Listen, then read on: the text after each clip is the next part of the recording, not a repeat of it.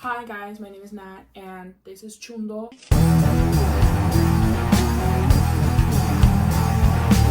Oh no, baby, please! You are fun to look so sad. Basically, today we're going to talk about how a lot of the 90s styles and trends and subcultures were shaped by minorities, specifically the African American, the Chicano, and Latino communities, and a little bit of the history. I will be mostly focusing on like the Chicano aspect because that's all I know. It all happened because of the Second World War, aka World War II, and essentially the US needed workers and they wanted, people to come over from Mexico to work at the fields or industrial jobs, etc., etc. And anyway, so they took on jobs like picking, vegetables at the fields and just, whatever was there that the Braceros used to do.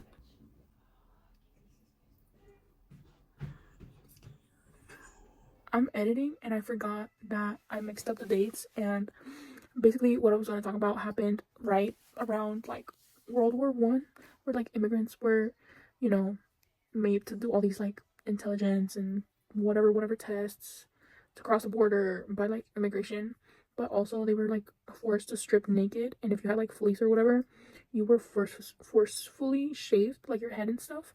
But also wherever there was hair, like hairy bits, they would spray you down with kerosene and like another substance, but like they would bathe you first with like a kind of acid, which it's really disgusting to really think about, like the treatment like that our people got, like just because they were crossing. It's wretched, vile, disgusting. Essentially, when you come from another country here, you are alone, you're unprotected. The police, girl, the police, not like they have a history of targeting minorities. They were literally made to catch runaway slaves. So a lot of workers, they are just, treated very poorly, and they live in very awful conditions. A lot of what was going on at the moment, like the working and everything, all the clothing, it was very, I don't know how to describe it, because it's like a lot of that community, they're workers and they work in heavy stuff. So they work in heavy stuff, they're tired, they work most of the day, they come back home. What if they're tired? What if they don't want to change? Like their working clothes, they just become their everyday clothes. So a lot of, teenagers and stuff at the time, they started looking up to like the African Americans, which at the time, the suits were very popular within their community. Chicanos were very inspired by it and they loved the fashion, so they started wearing it. They incorporated it into their, little everyday outfits and stuff. But since the war had just ended, or it was still going on actually, a lot of people were rationed, like, food like sugar, eggs, milk, whatever. It was rationed, and as foods were rationed, clothing, like fabric, was rationed. So compare this t-shirt to a suit. You know how much fabric that needs? They're massive. So a lot of people saw that, and they thought that it was unpatriotic of Chicanos to wear suits. So a lot of gringos, they just started just going at them. At the same time as that unpatriotic thing was going on, there was this incident called the Sleepy Lagoon murder, and the mass hysterics began because people were like, oh my god, all these like young Mexican boys and all these Latinos, like all these whatever, they're all cholos, like they're all in a gang, they're gonna kill us, so white people started like freaking out. And then there's this incident of, like, actually not just once, like the Marines, like in Long Beach and stuff, they would like attack kids, like, mind you, like they're between 16, 15 to like 20 somethings, attacking kids for just wearing suits and for being like brown skinned Mexicans, Chicanos, Latinos, whatever. So things got bad to the point where if a cop saw you and you were just wearing something remotely similar to a suit, they would just get you in jail. Either if you were a woman or a man, they would just basically, that's kind of like where it started, the baggy clothes of the 90s. So yeah, and after this happened, a lot of these communities, they don't have the money to revamp their closets. They don't have the money to change styles like nowadays, fast fashion. That was not it back then. So what happens? Hand-me-downs, donations, like, clothing, it just gets reused. Honestly, don't really know that much like after those years, but I know that in the 70s and 80s, and yeah, the style was pretty much the same. Working clothes, flannels, Dickies, Ben Davis, like ankle high, like not ankle, knee high length socks. A lot of like athletic, or not athletic, but working clothes were popular because, yeah, they come from the working class. That's why. At the same time as we have this with Chicanos, African community has the same thing. Why? Because we both are working classes. In the 90s, well, the thin eyebrows originate from around the same time as the suits. But with girls, you know, you come here and you see the typical like Betty Crocker, perfect like housewife, blonde hair, like submissive. Can I get you a cookie? Like, you know, and a lot of women, especially like if they're working class, like they are not gonna be that person. They just wanted to kind of rebel. Like they're in a different country. They're, you know, they want to just feel free. Assimilation. Ain't no way it took me that long. They just wanted to reject assimilation and the overly patriotism of the 40s. So what they did, thin out the brows. And a little background, and I think that's not like, I think this is already like a pretty much like known fact, is that back in the day, a lot of makeup companies, they didn't cater to people of color. They've always catered to white people. So a lot of the, you know, like foundations and lip colors and stuff, they were just made for like pale people, like somebody you're looking at. And a lot of people with darker skin tones, they had nothing because there was nothing made for them. So what they did is that a lot of girls, they don't look that good. And I'm just talking about skin or like color theory. Some colors don't match with some, like some. So what they would do, they would grab a handy dandy eyeliner and they would line their lips with it. And they would just put like whatever color inside. So like, you know, make their own lipstick that would fit with their features and their color, skin tone. Yeah, that's how they did their makeup. The fashion people are right. Every like 20-30 years, fashion trends repeat themselves. Because honestly, if you look at this look, what does it remind you of? I'm gonna be like Dora.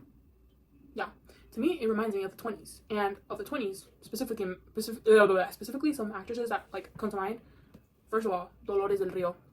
Second of all, Anna May Wong. Oh. The vamp style, stuff like that. It's very reminiscent of Chicano or Chola makeup. And not style, but the makeup. In minorities, in certain communities, a look could be considered trashy, ghetto, ratchet. But if it's adopted and taken by white people, then it's what, hip, it's trendy, it breaks the norm, you know. And a little person that, you know, appropriated, copied, and took from this is none other than the person who everybody is shocked that she turned out to be like a Trumpy when she was like culturally appropriating like since the 90s, you know, the Chicano style and Japanese like Harajuku. Gwen Stefani, with this music video, just look at it. Just look. You know what I mean? It's ratchet, it's ghetto, it's tasteless when, you know, actual minorities do their own thing, but when a white person does it and copies it, and then all the white people start sharing it with each other, oh, it's cool. Mm-hmm. Some trends of the 90s, like sagging the, you know, pants. There are a couple of origins. First, the nicest one I would say is that, you know, a lot of people that grow up in low income households and single parent household and just overall in a house that doesn't have that much money, there is a magical expression word, something called hand-me-downs. I was both a victim and a beneficiary of a hand-me-down situation. So basically, if you don't know what a hand-me-down is, which I doubt, older family members, they hand you down. They are old clothing, and you get to wear it when they get new stuff. So the clothes just go and blah, blah, blah, blah, blah, down to people. So a lot of people, you know, they get stuff from the older siblings. They get bigger pants, bigger sweaters, stuff. And your parents, they're like, you know what? In 3 months, that will fit you. And it doesn't fit you until like 3 years after. But you wear it because like nada más, you know? So a lot of kids, hand-me-downs, the clothes are big, so they fall off. So what do you need? You need a belt, but they still fall off. So that's why sagging can be from that. But also, some origins are from prison. Actually, let me look it up. Oh, okay, so reading off of the internet, it says, sagging, a fashion trend that where pants are worn so low that they reveal the underpants, has its roots in the American prison system. In prisoners, belts are often prohibited to prevent them from being used as weapons or for, leading inmates to wear pants that are too large and sag due to the lack of belts. This style then spread to the outside world, particularly through hip-hop culture, where it became a form of self-expression and a statement of identity. However, there are also theories suggesting that sagging originated from practices in American, I don't know where I read Native from, in American slavery, where it was used to dehumanize men and was associated with brutal acts of SA and humiliation. These origins highlight the complex and sometimes controversial history of the fashion trend. Despite its origins, sagging has become a widely recognized... Yeah, whatever. So, if you get it, you know what I'm talking about. So, again, a marginalized community, or not just marginalized, but just, does it, and then other people start using it. I didn't know about the slavery one, but... Hi, I'm Nancy. Nancy, that's my mom's name. My dad named me after my great aunt who was a slave. Okay, I'm sorry. I think I'm gonna end the video now.